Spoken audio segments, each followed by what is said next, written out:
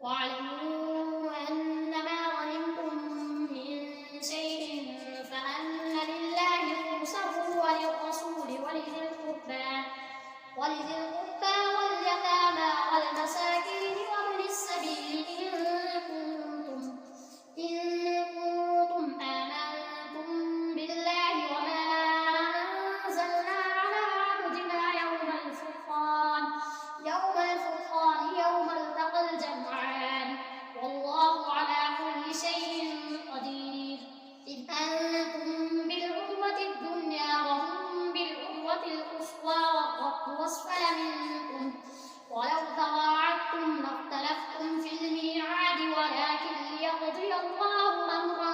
كان مفعولا ليهلك من هلك عن بينة ويحيى من حي عن بينة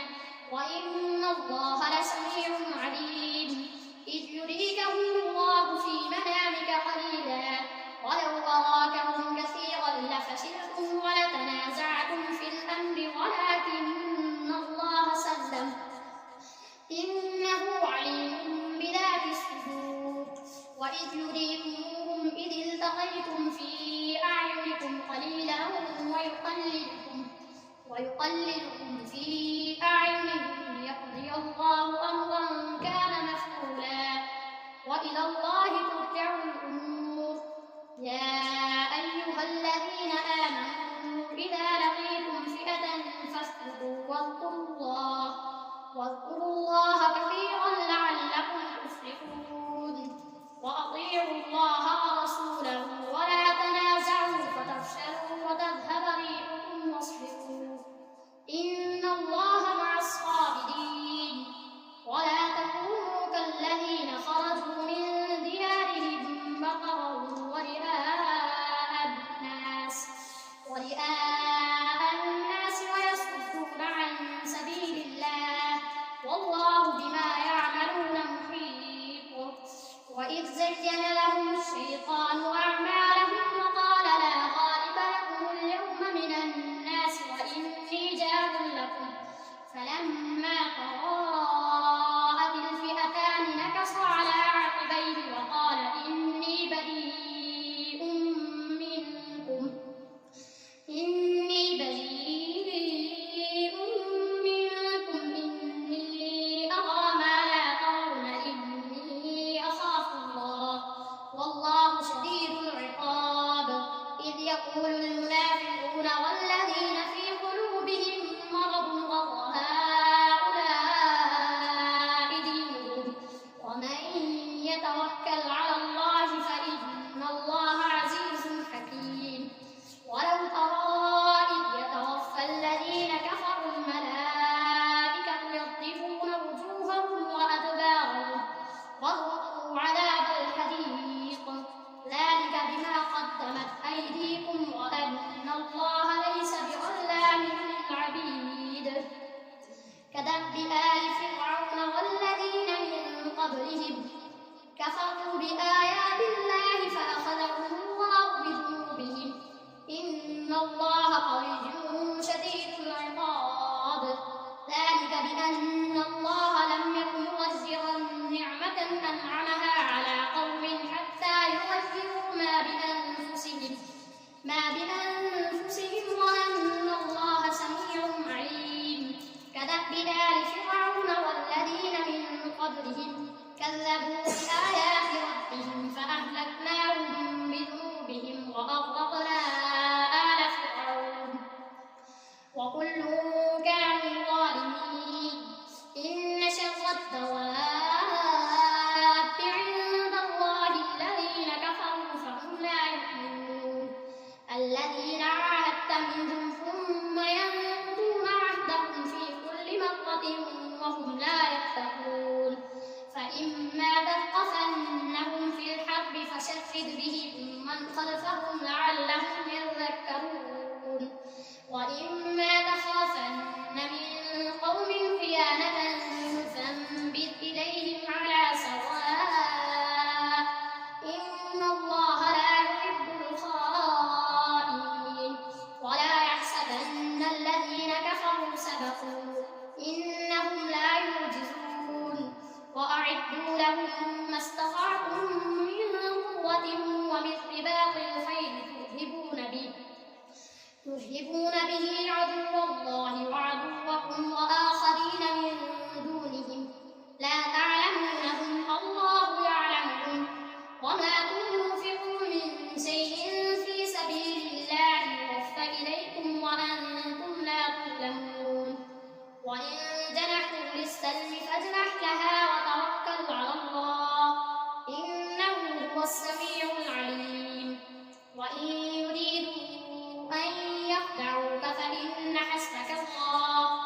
هو الذي أيدك بنصره وبالمؤمنين وألف بين قلوبهم لو أنفقت ما في الأرض جميعا ما ألفت بين قلوبهم ولكن الله ألف بينهم إنه عزيز حكيم يا أيها النبي حسبك الله ومن اتبعك من المؤمنين يا أيها النبي حرض المؤمنين على القتال إن يكن منكم 20 صابرون يغلبوا 200 وإن يكن منكم 100 يغلبوا 1000 من الذين كفروا بأنهم قوم لا يفقهون الآن خفف الله عنكم وعلم أن فيكم ضعفا فإن يكن منكم 100 صابرة يغلبوا 200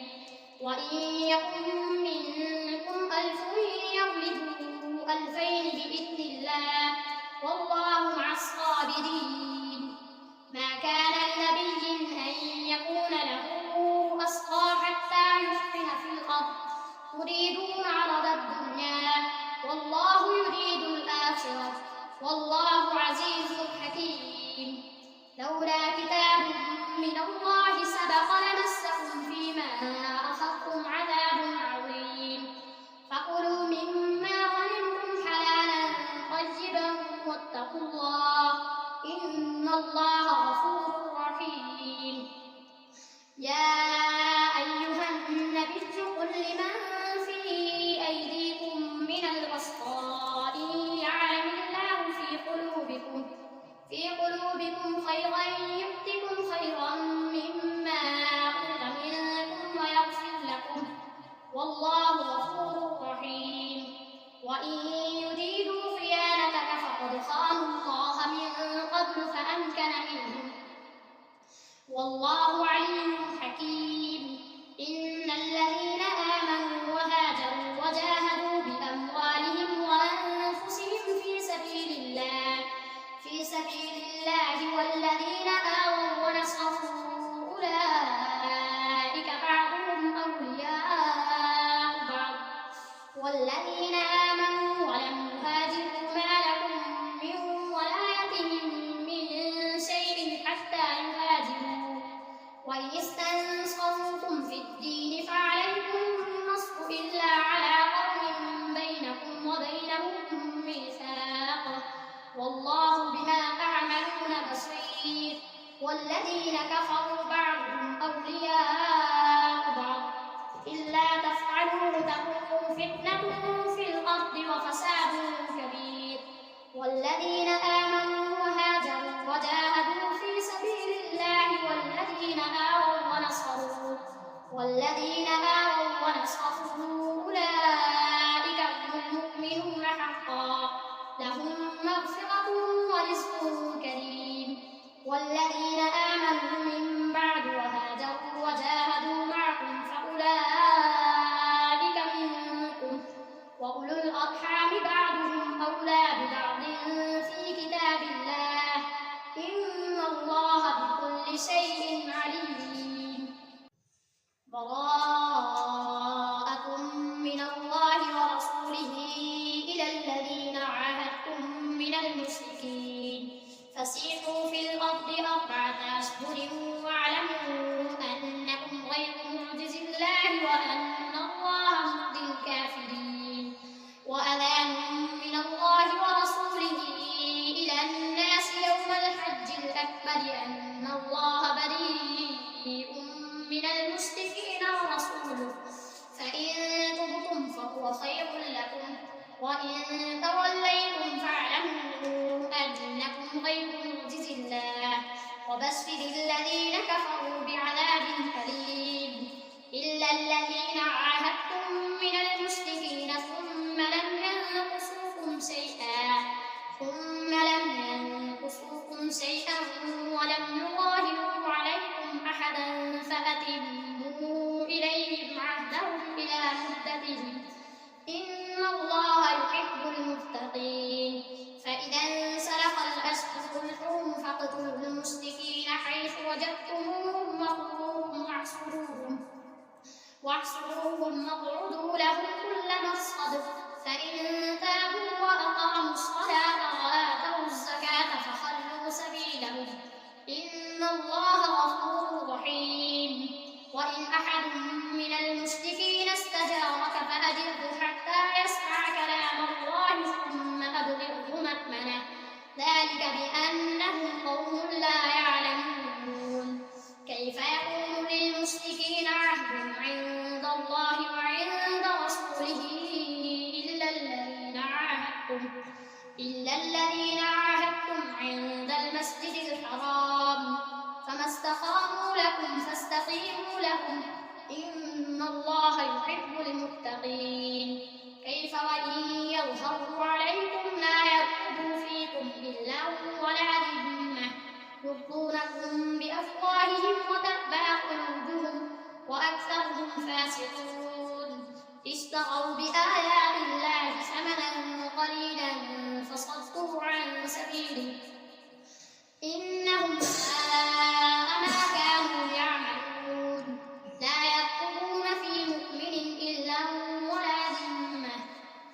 وأولئك هم المعتدون فإن تابوا وأقاموا الصلاة وآتوا الزكاة فإخوانكم في الدين ونفصل الآيات لقوم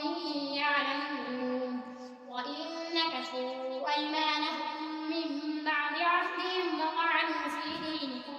وطعنوا في دينكم فقاتلوا أئمة الكفر إنهم لا أيمان لهم لعلهم ينتهون ألا تقاتلون قوما نكثوا أيمانهم وهموا بإخراج الرسول وهم بدأوكم أول مرة أتخشونهم فالله أحق أن تخشوه إن كنتم مؤمنين قاتلوهم يعذبهم الله بأيديكم ويخزهم وينصركم عليهم ويشف صدور قوم مؤمنين ويذهب غيظ قلوبهم ويتوب الله على من يشاء والله عليم حكيم أم حسبتم أن تتركوا ولما يعلم الله الذين جاهدوا منكم ولم يتخذوا من دون الله ولا رسوله ولا المؤمنين وليجة والله خبير بما تعملون ما كان للمشركين أن يعمروا مساجد الله شاهدين على أنفسهم بالكفر أولئك حبطت أعمالهم وفي النار هم خالدون إنما يعمر مساجد الله من آمن بالله واليوم الآخر وأقام الصلاة وآتى الزكاة ولم يخش إلا الله فعسى أولئك أن يكونوا من المهتدين أجعلتم سقاية الحاج وعمارة المسجد الحرام كمن آمن بالله واليوم الآخر وجاهد في سبيل الله لا يستوون عند الله والله لا يهدي القوم الظالمين الذين آمنوا وهاجروا وجاهدوا في سبيل الله بأموالهم وأنفسهم أعظم درجة عند الله وأولئك هم الفائزون يبشرهم ربهم ورحمة منه ورضوان وجنات لهم فيها نعيم مقيم خالدين فيها أبدا إن الله عنده أجر عظيم. يا أيها الذين آمنوا لا تتخذوا آباءكم وإخوانكم أولياء إن استحبوا الكفر على الإيمان ومن يتولهم منكم فأولئك هم الظالمون. قل إن كان آباؤكم وأبناؤكم وإخوانكم وأزواجكم وعشيرتكم وأموال اقترفتموها وتجارة تخشون كسادها ومساكن ترضونها أحب إليكم من الله ورسوله وجهاد في سبيله فتربصوا حتى يأتي الله بأمره والله لا يهدي القوم الفاسقين. لقد نصركم الله في مواطن كثيرة ويوم حنين إذ أعجبتكم كثرتكم فلم تغن عنكم شيئا وضاقت عليكم الأرض بما رحبت ثم وليتم مدبرين. ثم أنزل الله سكينته على رسوله وعلى المؤمنين وأنزل جنودا لم تروها وعذب الذين كفروا وذلك جزاء الكافرين. ثم يتوب الله من بعد ذلك على من يشاء والله عليم حكيم.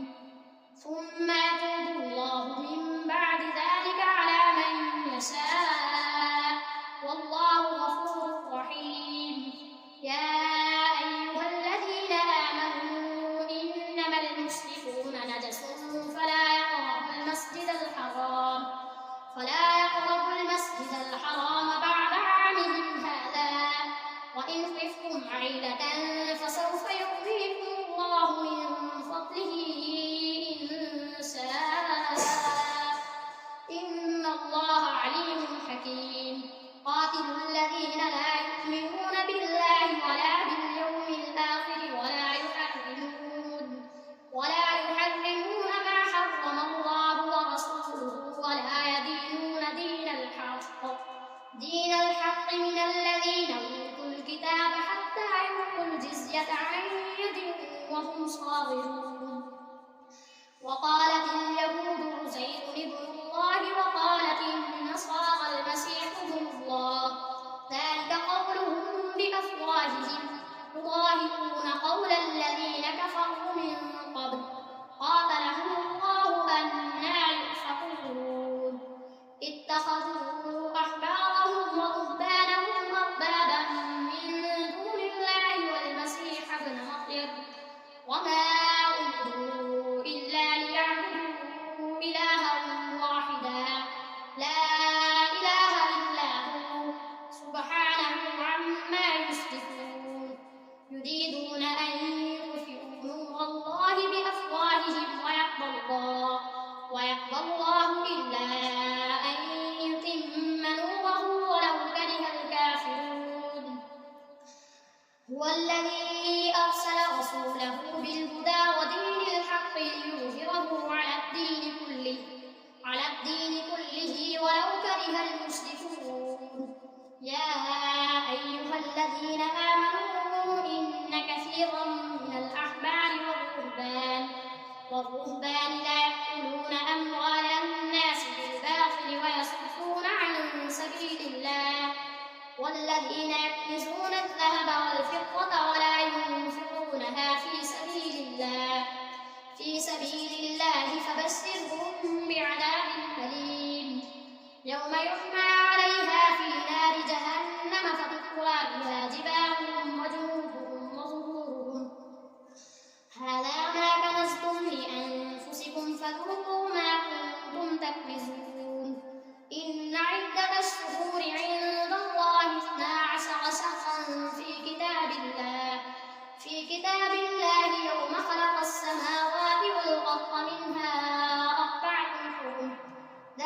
الدين القيم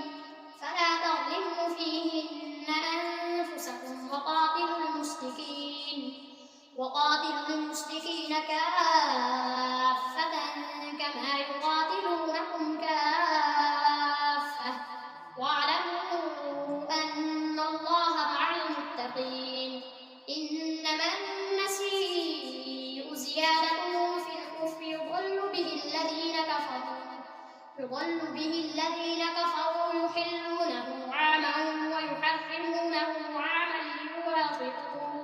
ويحرمونه عاما ليواطئوا عدة ما حرم الله فيحلوا ما حرم الله زين لهم سوء